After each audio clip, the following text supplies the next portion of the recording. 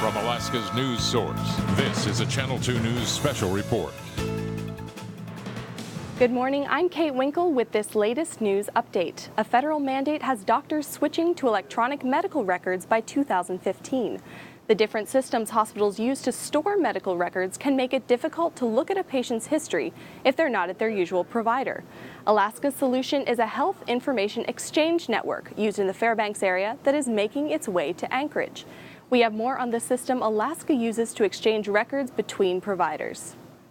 Instead of piles of paper, Alaska's doctors are moving to a more modern system. It's all about making it easier for doctors and patients to access medical records. Get the data a lot faster. The Alaska eHealth Network converts information from patients' records between different electronic systems. Doctors can pull up a patient's medical history, even if they're not at their normal provider. Those electronic health records need to talk to each other, so they have to be able to exchange data. But exchanging sensitive information this way isn't without some controversy. The ACLU of Alaska is concerned about patient privacy in an online system. If people's medical records are going to be online, there needs to be really robust security. It's a security system of encryption and constant monitoring that Rebecca Madison says patients may trust with time. In the United States, you don't have to do banking online. You don't have to do your medical records online either.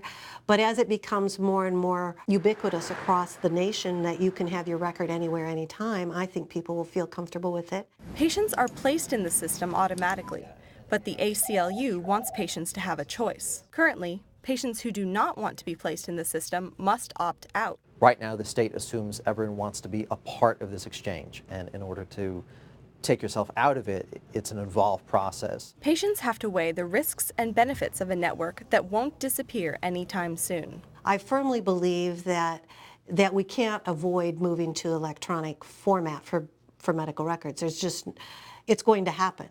Providers are doing it all over the state, all over the nation. A far-reaching system, Ms. Brown, growing one patient at a time. Kate Winkle, Channel 2 News. Patients can access their information through their provider or on their personal computers after a thorough security process. Now, the Anchorage branch of a nonprofit that helps build homes for families is turning 20. We hear from a volunteer that's been with Habitat for Humanity for most of that time. Habitat for Humanity Anchorage built its first home in 1993. Since then, the group has built and renovated about 89 homes. That's the sound of a new home in the making. After 20 years, Habitat for Humanity Anchorage is still hard at work. It's kind of fun to think back to the mid-90s when it was just a grassroots organization. We didn't have a clue what we were doing a lot of times, but we struggled through it, and so we've all developed skills over the years. Construction sites turned to houses with the help of the community. A lot of the families that I saw move in 15, 20 years ago are still in those homes. And so it's kind of cool to see how it's added some stability to a lot of lives. Countless nails over the past 20 years have helped build more than 77 houses in the Anchorage area. Those projects have become homes to more than 500 people. Volunteer Pat Kenish has seen much of the organization's build-up throughout the years. The former children's librarian says she saw an opportunity to help back in 1995 and learn new skills since then. Finally, I got to put my hands on some of the tools and start building, and it's so much more fun. The day goes, and you get to work next to people you would never, ever have a chance to meet. Kenish says building has changed since the beginning. In the early days, too, we would have the wall raisings with the studs, the 2x4s, the 2x6s, and raise them up and have a big celebration. It's projects that inspire. More than once, I would see a family partner member go and just kind of put his or her elbow on the windowsill and look out at their home, at their new environment, and it was so moving. The many helping hands to make many homes to come. Kate Winkle, Channel 2 News. Habitat for Humanity Anchorage is holding a barbecue at its construction site on August 17th to celebrate its 20th anniversary. A new gallery in Midtown displays and sells unique art. The art is a medley of whimsical colors and shapes made by members of the community. The artists collaborate on each piece in an adjacent studio. We have more on why the space off International Airport Road is critical for its artists. Good thing Hope Studios Gallery in Anchorage has a misleading facade. The gallery opened in June, and stepping inside is an instant mood lifter.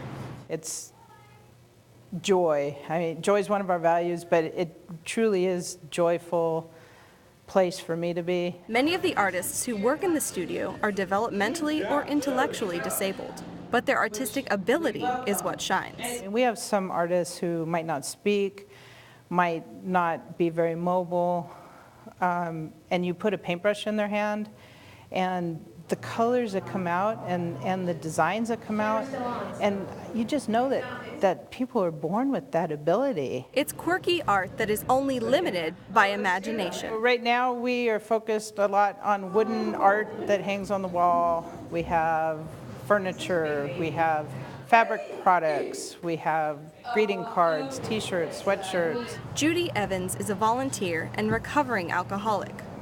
She recently rediscovered a talent for sewing, putting that talent to use making prayer flags. I'll be sewing along. I sew along here, and then sometimes I sew in there. While she sews, others paint, with the finished products brightening the gallery even more. It feels awesome to see your artwork up there. For every piece, an assembly line of art. Each artist adding a special touch. They're teaching me and I'm teaching them, and it's awesome. The gallery also works with the community, displaying commissioned pieces and partnering on special projects. We try to do collaborations with all kinds of artists. So although our artists typically have a disability, we think that artists of all abilities should do things together. Stroke by stroke and stitch by stitch, bringing hope to artists as creative as their art. Kate Winkle, Channel 2 News. Hope Studios is part of Hope Community Resources, which helps fund the gallery's operations. Eventually, Julie Metler hopes the gallery will be self-sufficient and provide more opportunities for its artists. That's all the news for now. Join us for more tonight at 6 on the NewsHour.